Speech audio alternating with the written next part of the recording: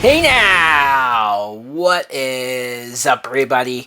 My name is Mike Brown, aka Review King MB, and this is still my 31 days of horror movie reviews. And goddamn, this is one of the weirdest experiences or weirdest going into a movie I think I've had in a long time because I just got done watching The Exorcism. What a generic ass name as well, right? I mean, how many movies have had the word exorcist or exorcism in the title over the last 3 or 4 decades? But just like there's nothing else to this. It's a 2024 film that was directed by Joshua John Miller, and it stars Russell Crowe. And hold on, wait a minute. If you're having the same thought that I am of like, wait, Russell Crowe doing another Exorcist movie? Because he did one, I believe, last year. And he was playing a priest and he was performing exorcisms. And I'm not going to say the movie was good, but I liked him in it. I thought he was having fun in that film. And I thought he brought something that was sort of unique and fresh to the priest character. This film, I initially thought it was a sequel. Like when I saw the posters, and I might have even glanced at the trailer, but just was half paying attention to it, I thought this was the sequel. So, color me surprised when I watched the film and saw that no, this has no relation, no connection. This isn't a spin-off. This has nothing to do with that previous film. This is a brand new movie. Russell Crowe is playing a brand new character, a character named Anthony Miller, who is a struggling actor, I guess we could say, and he's sort of auditioning for this role in this movie, this horror movie, where he's gonna play a priest. How meta. And at the beginning, I'll say the first 30 to 40 minutes, I actually thought this movie was interesting. I actually thought this movie was somewhat compelling as far as his character, as far as how he was playing this character, because he's somebody who has clearly done some effed up stuff in the past. He clearly is not the greatest guy in the world. He's trying to sort of get back to being a good person. He's trying to repent. Is that the right word? He's trying to make up for it. The mother of his child has recently passed away. And so he's now taking in and looking after their 16-year-old daughter. And so obviously that relationship is a little strained.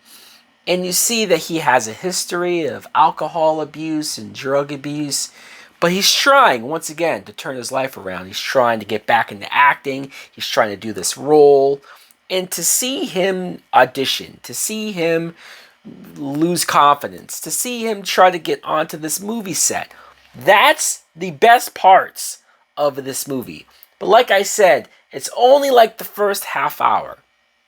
Because once the bullshit happens, and you get your standard, generic, dumb possession horror movie that you've seen 175,000 times, or at least I feel like I've seen them that many times. Russell Crowe is one of those actors that clearly is a great actor. We've seen him in so many films in the past, and so I still think he was good here in those character moments that I was previously talking about. But once he becomes possessed, once the movie becomes more about the possession, it just loses its specialness. It loses anything that made it feel like a different type of movie. And sure, I'm a sucker for a movie about people making a movie. Like, I'll always get a kick out of that. I'll always add some extra interest towards that. And so seeing that this horror movie that they're making, they'd even reference movies like Poltergeist and all these other horror movies in real life that The Omen, that have had some sort of curse-like aspect to the production of making the film. And so that's what's happening with their movie. While they're trying to make their movie, people are dying before shooting day and just weird stuff is happening around set. So that could have played up more to be more about the set being possessed or more about the movie itself being cursed. Not the fact that just Russell Crowe gets possessed.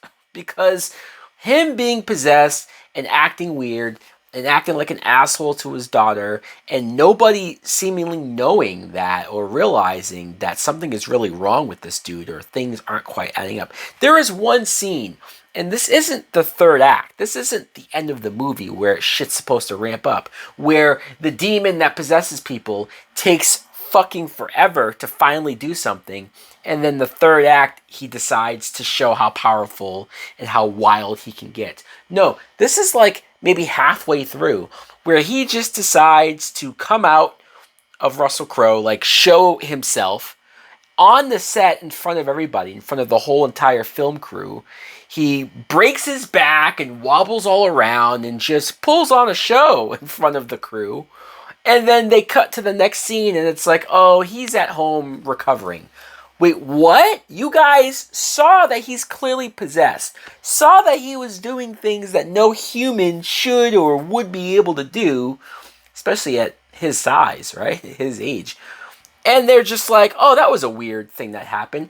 Let's move on to continue the film. It was just like, why are these characters acting so dumb? Why are these characters not acting like real people?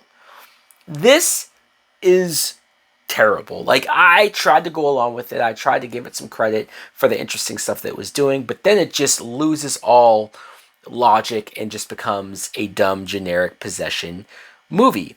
His daughter, Lee, is played by Ryan Simpkins, and she looked familiar. I looked her up, and I think I saw her in that movie, that Netflix movie, Fear Street, but also saw that she's the sister of Ty Simpkins, who was a child actor. He was in the Insidious movies, and they look very much alike. You could tell they're related. And I thought she was good, though. I thought she did a good job of not being just a little brat. Because, sure, she has every reason to dislike her father because of how he up and left the mother when she had cancer and when he hasn't really been involved in her life up until recently. And even though he's trying, you fully expect her to just be an asshole to him, and she doesn't. She is, like, trying to meet him halfway. She is trying to, like, be decent or get their relationship kind of on a nice track, even though she doesn't fully trust him or fully open up to him. So she played it in a non-annoying way. I will give her that. Also, the director of the fake horror movie that they're making in the movie is played by the real director of this movie. Fuck, did that sound meta and confusing just hearing me say it out loud. Hopefully that made sense. But he was decent for a director. Like, I don't know if he's a real actor, the guy, because he directed the movie in real life. But him, whenever Russell Crowe was fucking up his lines, whenever he was, because he was possessed, he couldn't actually remember the lines quite well. He would go up to him and just start talking shit. He would say, come on, you motherfucker. We all know how much of a piece of shit you are. Get it right.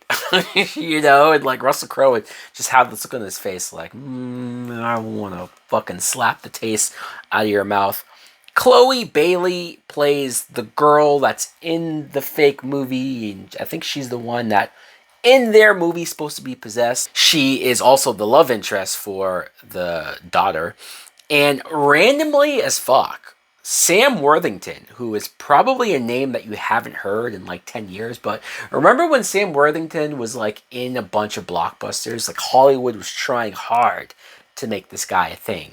He was in Terminator Salvation, he was in the Clash of the Titans remake films, and probably other ones. And then, like, I can't think of the last time I saw this dude. He randomly shows up in, like, 2 scenes here. And then it's gone. Like, that's it. I mean, I'm not saying anything, you know, to try to judge, but, like, that's what Sam Worthington's doing now? Just showing up in this horror film and then, like, peace, I'm out? That was really interesting.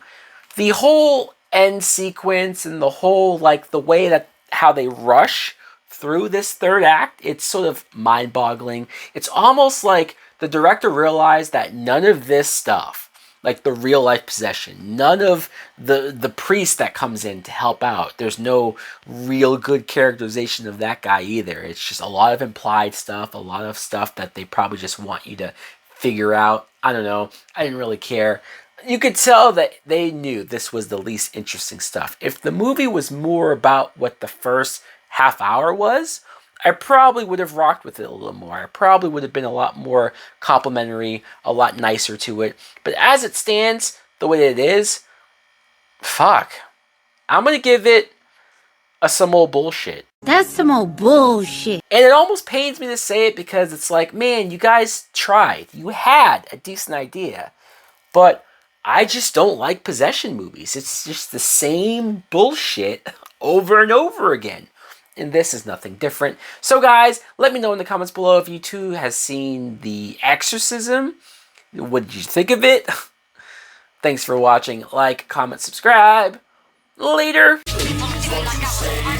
Souls taken over by a devilish path. You got me walking on broken glass. Kicking down the door with a Jason mask. With a deck dome machete, but you motherfuckers know it's heavy. Anytime you're ready, you can get you with a Bowie. Setting up to blow me, but the bitch don't know me. Who's going? I'm going. You know, I know that the man in the mirror is my next rival. Time goes and I never thought I'd live it so fast. Staring at the world from the end of my glass. Turned into a dark place, severed my brain. I done dropped out of class, but I